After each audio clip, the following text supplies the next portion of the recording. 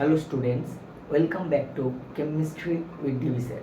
আজকে আমরা আলোচনা করব কিভাবে আমরা কোনো একটা মলিকুলের সুপার ইম্পসিবিলিটি এবং নন সুপার ইম্পসিবিলিটি চেক করব। চলো শুরু করি। ধরো আমরা এখানে একটা প্রথমে মলিকুল আঁকার চেষ্টা করি। 2-হাইড্রক্সিপ্রোপানোয়িক অ্যাসিড। 2-হাইড্রক্সিপ্রোপানোয়িক অ্যাসিড। দেখো এখানে এই যে কার্বনটা, ঠিক আছে, এই কার্বনটা চারটে হাতে চারটে ডিফারেন্ট গ্রুপ, সেই জন্য এই কার্বনটা কাইরাল কার্বন, এই কার্বনটা কাইরাল কার্বন সেন্টার। তাহলে কাইরাল কার্বন হওয়ার ফলে এখন আমরা এটাকে যদি ওয়েজ ড্যাশ প্রজেকশন ফর্মুলাতে আঁকি,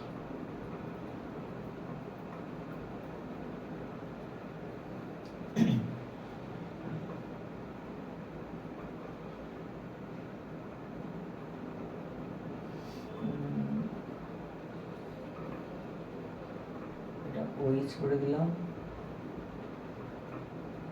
এটা CH3 করে দিলাম, হাইড্রোজেন। ঠিক আছে, তাহলে এটাকে ওয়েজ ড্যাশ প্রজেকশন ফর্মুলাতে আঁকা হয়েছে। এবার আমরা কি করব, সুপার ইম্পসিবিলিটি চেক করার জন্য বা নন সুপার ইম্পসিবিলিটি চেক করার জন্য আমরা কি করব, প্রথমে এটার একটা মিরর ইমেজ নেব। তোমরা জানো দর্পণ থেকে বস্তুবিন্দুর দূরত্ব ইকুয়ালস টু দর্পণ থেকে প্রতিবিম্ব দূরত্ব। ঠিক আছে, সমতল দর্পণের ক্ষেত্রে বৈশিষ্ট্যটা জানো। তাহলে এর মিরর ইমেজ নিলে কেমন দেখতে লাগবে সেটা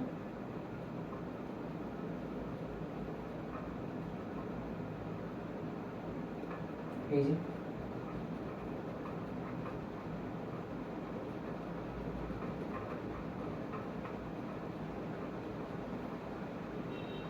হয়েছে। ঠিক আছে, তাহলে এটা 1 নম্বর ফর্ম দিলাম, এটা 2 নম্বর ফর্ম দিলাম মিরর ইমেজ। এবার কি করব, দেখো এইটাকে না 180 ডিগ্রি ঘোরাও, 180 ডিগ্রি রোটেশন করাবো। কিভাবে রোটেশনটা করাবো? রোটেশন করাবো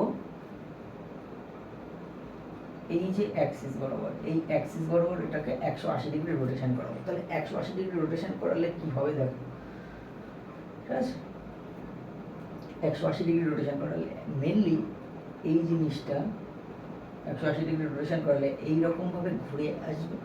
তাহলে মেনলি রোটেশনে কি হয়, 180 ডিগ্রি রোটেশনে যেটা সামনে থাকে সেটা পেছনে চলে যায়, পেছনের জিনিস সামনে চলে আসে। তাহলে এই যে CH3টা এখানে কি ছিল, অ্যাভাব দ্য প্লেন, মানে এই বোর্ডের প্লেনের সামনের দিকে, আর এই যে হাইড্রোজেনটা বোর্ডের প্লেনের পিছন দিকে আসে। তাই তো? তাহলে এইটাকে যখনই 180 ডিগ্রি ঘুরিয়ে দেবো তখন কি হয়ে যাবে, এদিকে OH। এবার দেখো লক্ষ্য করো CH3টার সামনে ছিল, তাহলে ওটা চলে যাবে পিছনে, আর Hটা পেছনে ছিল, এটা চলে আসবে সামনে, COOH। তাহলে এটা 3 নম্বর ফর্ম। এবার আমি কি করব, এই 3 নম্বর ফর্মটাকে নিয়ে গিয়ে 1 নম্বর ফর্মের উপরে রাখবো। 3 নম্বর ফর্ম অর্থাৎ 180 ডিগ্রি রোটেশনের পরে আমি কি করব, এটাকে নিয়ে গিয়ে এর উপরে বসাবো। দেখবো সমস্ত অংশ সর্বত্রভাবে মিলে যাচ্ছে কিনা। সমস্ত অংশ সর্বত্রভাবে যদি মিলে যায় তাহলে উপরিপাদনযোগ্য অর্থাৎ সুপার ইম্পসিবল। যদি না যায় তাহলে নন সুপার ইম্পসিবল। তাহলে এইটাকে যখনই এর উপরে বসবে দেখো COH মিলে যাবে, OH মিলে যাবে, কিন্তু এইখানে CH3 এটা হয়ে যাবে হাইড্রোজেন, আর এটা হাইড্রোজেন, ওটা হয়ে যাবে CH3। তাহলে সমস্ত অংশ সর্বত্রভাবে মিলছে না।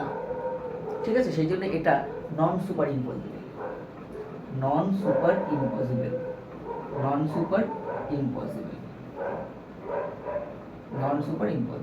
ঠিক আছে, তাহলে যারা non super impossible mirror image pair relationship দেয় তাদেরকে আমরা বলি এনানশিওমার। তাহলে 1 আর 2 এদের মধ্যে এনানশিওমার। ঠিক আছে, এবার আমরা এইটার নাম ছিল অ্যাকচুয়ালি ল্যাকটিক অ্যাসিড, 2-হাইড্রক্সিপ্রোপানোয়িক অ্যাসিড। এইবার এখানে আমরা একটা জিনিস করব কি, হাইড্রোজেনটাকে সাবস্টিটিউট করে দেবো CH3 দিয়ে। তাহলে এই জিনিসটা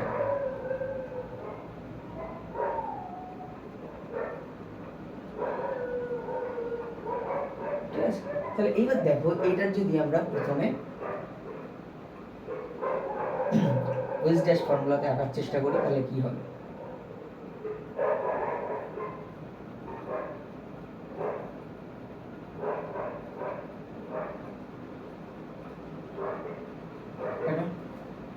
তাহলে এর মিরর ইমেজ নাও, এর মিরর ইমেজ নিলাম, তাহলে কি পাবো, CO2H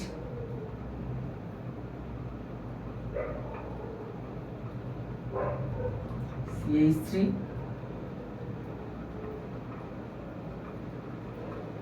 CH3। এবারে এটাকে 180 ডিগ্রি ঘোরাও, এই অক্ষ বরাবর, এই অক্ষ বরাবর যদি 180 ডিগ্রি রোটেশন করো, 180 ডিগ্রি রোটেশন, তাহলে 180 ডিগ্রি রোটেশনের পরে কি হবে, ওই স্টেজ পাশে চলে আসবে, এইভাবে 180 ডিগ্রি ঘুরবে, এই অক্ষ বরাবর মানে এইভাবে 180 ডিগ্রি ঘুরবে।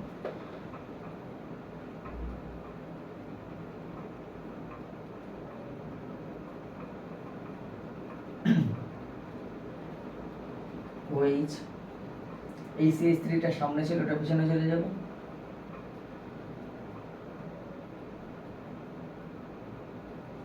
আর এই CH3টা পেছনে ছিল, ওটা সামনে চলে আসবে, তাহলে দুটোই তো CH3 অ্যাকচুয়ালি।